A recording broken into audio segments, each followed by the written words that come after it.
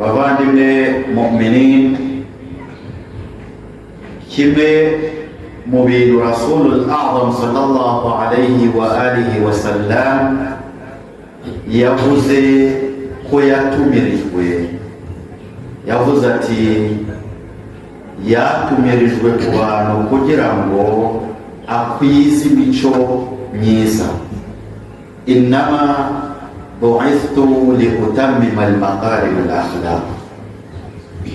Akhlaq, imico, ni ikintu gihambaye cyane. Imico ni iranga umuntu akamenyekana yuko ari umuntu mwiza, afite ubuntu, afite uburere, afite buri kintu cyose mwene Adamu aba akeneye. Ni nayo mpamvu Rasulul A'zam sallallahu alayhi wa alihi yavuze ati innama bu'ithtu li utammima al-makarim al-akhlaq. Mu by'ukuri noherejwe kugira ngo nze nkwize imico myiza. Iyi mico ni nayo mu'minin cyangwa se ibiremwa byose byaremwe na Allah subhanahu wa ta'ala twari dukwiye kurangwa n'iyi mico. Ariko ikibazo ni uko abenshi mu biremwa imico bayishize ku ruhande. Ni gute twavuga yuko imico bayishize ku ruhande? Urugero, iyo umuntu afite ingeso yo kubeshya, iyi ntabwo ari imico myiza. Kubeshya ni bibi. Kubeshya bituma umuntu abona ibyaha, mpaka Allah subhanahu wa ta'ala yavumye abantu babeshya. Kubera iki? Iyo habayeho kubeshya, ukuri ntabwo kumenyekana. Abantu bagendera muri bya binyomwa byagize gute byavuzwe, abantu bakageraho igihe bagakeka yuko bya bindi byavuze ari bwo ukuri. Isi ya none yugarijwe no kubeshya. Isi ya none intambara ihari nini cyane ni intambara yo kubeshya, guhisha amakuru y'ukuri bakazana amakuru atariyo. Ariko ibi ngibi ntabwo byatangiye uno munsi, byatangiye kuva kera. Ni gute twavuga ko byatangiye kuva kera? Igihe cyose Allah subhanahu wa ta'ala yoherezaga intumwa, izo ntumwa zagiraga abapinzani bazo. Izo ntumwa zagiraga abazipinga, kugira ngo bumvikanishe bya bindi byabo byo gupinga izo ntumwa. Bagendaga bakwirakwiza iki? Ibinyoma. Urugero ruri hafi, Rasulul A'zam sallallahu alayhi wa alihi ataratangiza inshingano ze z'ubutumwa, Abakuraishi bose bamwitaga yuko ari umunyakuri w'umwizerwa, as-sadiq al-amin. Ariko igihe Rasulul A'zam sallallahu alayhi wa alihi yababwiraga yuko ari intumwa, yatangiraga akazi ke k'ubutumwa, bahindutse bahita bamwita yuko ari iki? Ari majnun, ari umusazi. Kubera iki bamwise umusazi? Nuko bahishaga ukuri. Kuki bamwise umusazi? Ni ukugira ngo ya misiyo ya Rasulul A'zam sallallahu alayhi wa alihi wa sallam abantu bataza kuyiha agaciro. Ubwo batangije kuganira iki? Batangiye kugenda bakwirakwiza iki? Ibinyoma. Nayo mpamvu Allah subhanahu wa ta'ala avuga ati la'natullahi 'alal kadhibina. Al-kadhab ni abantu bavumwe nande na Allah subhanahu wa ta'ala.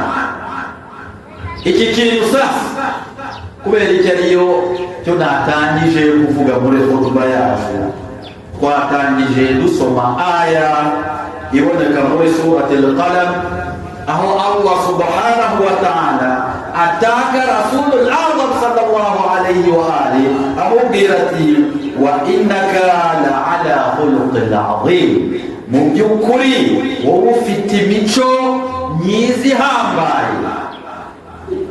Kubera iki? Kubera ko iyi mico abakurikizi ba Rasulul Azam sallallahu alayhi wa alihi nibo tugomba kurangwa nayo. Tugomba gukurikira Rasulul Azam tumukurikiye kuri ya mico ye, dukurikiye cya kindi Rasulul Azam sallallahu alayhi wa alihi avuga ati noherejwe kugira ngo se nkwize imico. Mana yo gukwiza imico nuko adusobanuriye yuko intumwa zose zoherejwe na Allah subhanahu wa ta'ala zaje zifite imico myiza, zaje zigisha abantu kugira imico myiza.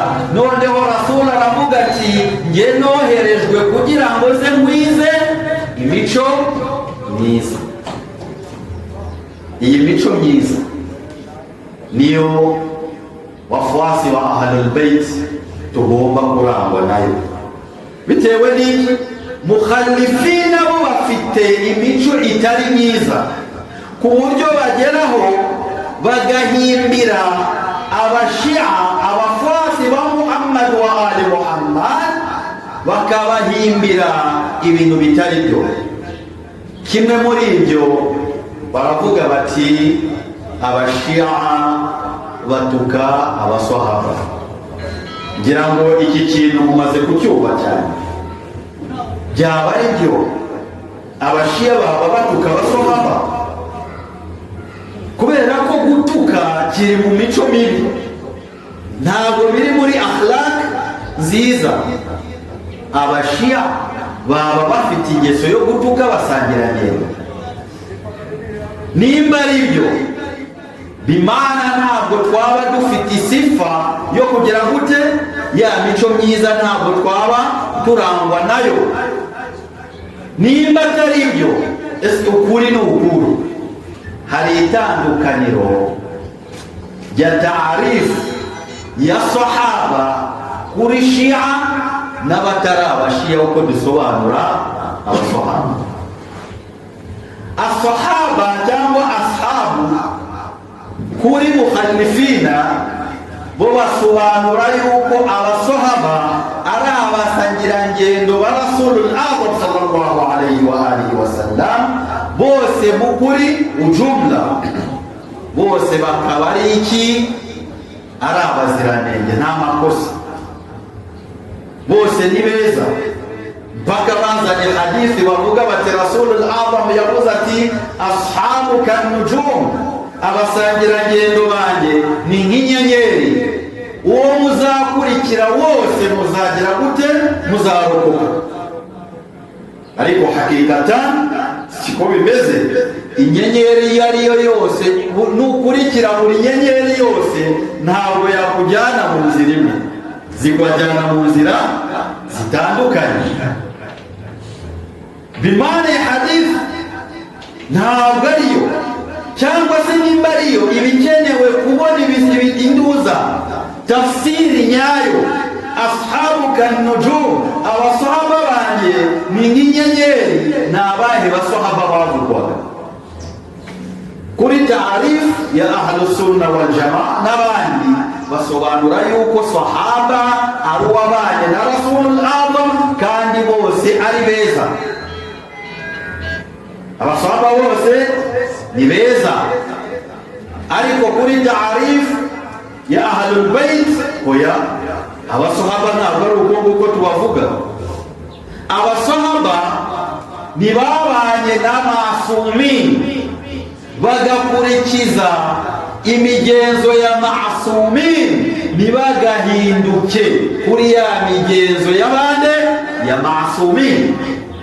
Abasahaba ni ababanye n'abande na Rasulul Azam na Ahlul Bayt alayhim assalam, a'immatuna 12 alayhim afdalu salatu wassalam.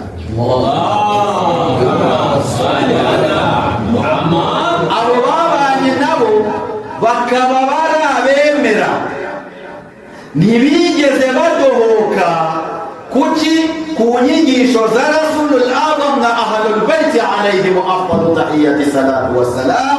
Abo ni w'abaswahaba Rasuli yavuze ati muramenye ntimugatuke abaswahaba banyu,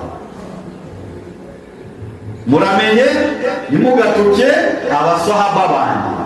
Rasuli icyo gihe yabwiraga abaswahaba, ntabwo yababwiye ati muramenye ntimugatukane hagati yanyu, oya, ahubwo yarababwiye muramenye ntimugatuke abasangirangendo banjye. Abo Rasulul A'zam yavugaga ni bande? Ni ba bandi bamwemeye ukuri ko kumwemera, ni ba bandi batigeze badohoka ku nyigisho za Rasulul A'zam sallallahu alaihi wa alihi, ni ba bandi bakurikiye Rasul wa Ahlul Bayt alayhim afdalu tahiyyati salatu wassalam. Allahumma salli ala Muhammad. Hii taarifu ya sahaba kuri maana hiki ya istilahi kuri Ahlul Bayt alayhim afdalu tahiyyati salatu wassalam. Bimana nituvuga bashia, nituvuga bashia ntabwo tuvuga abasahaba, ni imana tuba dufite. Iki ni icyambere. Icya kabiri, iyo havuzwa ati umuntu yatukanye, gutukana ni bibi, ariko gutukana ni ryari? Iyo uvuze ati kanaka yahuguje kanaka kandi utamubeshe, ubu mututse? La hasha, ntabwo icyo ngicyo ari iki, ari igitutsi. Ahubwo iyo uramutse umuhaye umuntu sifa igikorwa atigeze akora, ubu mututse unamusebeje. Ayo ni amakosa. Kandi muri sifa z'abafuasi ba Ahlul Bayt alayhim assalam ntabwo bahimbira abantu ibyo batakoze. Nitugire sifa muri twe, nitubona yuko turi tayari guhimbira umuntu icyo atakoze, tumenye yuko tutari mu bashiatul haqiqi bande ba Muhammad wa ali Muhammad. Allahumma salli ala Muhammad. Kubera ko sifa y'abafuasi ba Ahlul Bayt bakurikiza ya mico Rasulul A'zam avuga ati innama bu'ithtu liutammima al-makarim al-akhlaq, mu by'ukuri noherejwe kugira ngo nuzuze imico myiza, mwize imico myiza. Ba bandi batumiwe Rasul bakanamwemera bakamukurikira ukuri ko kumukurikira, bagomba kurangwa n'iki? Imico myiza. Kubera niyo mission ihambaye ya Rasulul A'zam Muhammad al-Mustafa sallallahu alayhi wa alihi wa sallam. Allahumma salli ala Muhammad wa ali Muhammad. Iki ni icya kabiri. Icya gatatu, muri iki gihe turabona yuko hari intambara iri ku isi. Iyi ntambara iri hagati yo kuvugisha ukuri no kuvugisha ikinyoma. Ukuri ni gute? Ni kwa kundi umuntu aba afite ukuri kwe agashaka kuza kwamburwa kwa kuri kwe, afite haki yo kurwanira iki? Kuri kwe. Na wa wundi uje ushaka kugira kumuzulumu, abashaka kumwambura ukuri kwe, nawe nuriya muntu kugira ngo amenyekane yuko afite ukuri, agenda atangaza inkuru z'ikinyoma kugira ngo abantu babashe kumusobanukirwa yuko ibyo washaka ari ukuri kandi atari iki? Atari ukuri. Hadithi iri mashhur, Rasulul A'zam sallallahu alayhi wa alihi aratubwira ati hubbul watan min al-iman, gukunda igihugu cyawe ni bimwe muri iki? Muri imani. Ni gute waza kwakira umuntu uje gutera igihugu cyawe? Bimana ufite haki yo gukora difa, ufite haki yo kwirwanira mu kudefanda iki? Igihugu cyawe. Wewe wundi urimo aradefanda igihugu cye, abavugisha ukuri no kubwira abandi uyu kanaka aje kumuguza arahuguza, niba udashobora no kumfasha basivuga kanaka arahugujwe. Nabyo isi yananiye abantu, isi yananiye abantu. Aricyo Rasulul Azam sallallahu alayhi wa alihi avuga ati unsuru akhaka zaliman au mazluma, fasha nusuru umuvandimwe wawe igihe ahuguje cyangwa se ahugujwe. Rasulu baramubaza ni gute twabasha gufashwa urimo guhuguza? Urimo guhuguzwa byo turabyumva. Rasulu aravuga ati igihe uzabona umuvandimwe wawe arimo arahuguza uzamufashe. Kumufasha ni gute? Mubwire kanaka, yewe muvandimwe wanjye, iki kintu urimo gukora ntabwo ari ukuri, subiza nyir'ukuri ukuri kwe. umufashije n'iki? Umufashije no kumurinda n'umuriro wande wa Allah subhanahu wa ta'ala. Bimana iyi ni haki kuri wafuasi bose ba ahlul bait, kuvuga yuko abavandimwe bacu bari bagiye guhuguzwa, kandi dukwiye kubahozaho amaduwa kugira ngo Imana ibafashe ibahe intsinzi. Kubera iki? Innamal mu'minuna ikhwa, mu'minina na abavandimwe. Na mu'minina ni bande? Na abafite wilaya ya Allah, wilaya ya Rasul, na wilaya ya ahlul bait alayhim afdalu tahiyyati salatu wassalam. Bismillahir rahmanir rahim. Inna a'tainaka al-kawthar fasalli li rabbika wanhar inna shani'aka huwal abtar. Allahumma salli ala Muhammad wa ali Muhammad. Allahumma salli ala Muhammad wa ali Muhammad. Allahumma salli ala Muhammad wa ali Muhammad. Wajib faraja. Alhamdulillahi rabbil alamin. وأشهد أن لا إله إلا الله ولي الصالحين وأشهد أن محمدا عبده ورسوله أرسله بالحق بشيرا ونظيرا بين يدي الساعة. أوصيكم ونفسي بتقوى الله يا أيها الناس، فإن الله مع الذين اتقوا والذين هم محسنون. مؤمنين banje gutinyisha umutima wanjye Imana Allah subhanahu wa ta'ala, ntinyisha n'imitima yanyu. Allah tuyitinye ukuri ko kwitinya. Nituramuka tuyitinye tuzahorana turi kumwe n'abanyakuri. Turasaba Imana yuko yadushira muri ba bandi bazahora bavugira abahugujwe, tunabe kure ya ba bandi basapotinga abahuguza. Muri iki gihe twabonye Papa Muramuzi yagize kuvuga ikintu cy'ubumuntu. Stop, murekeraho, ibyo muri gukora binyuranyije n'iki? N'ubumuntu. Ureba iteka ryose iyo umuntu avugishije ukuri, ni lazima ari bubone iki? Atake.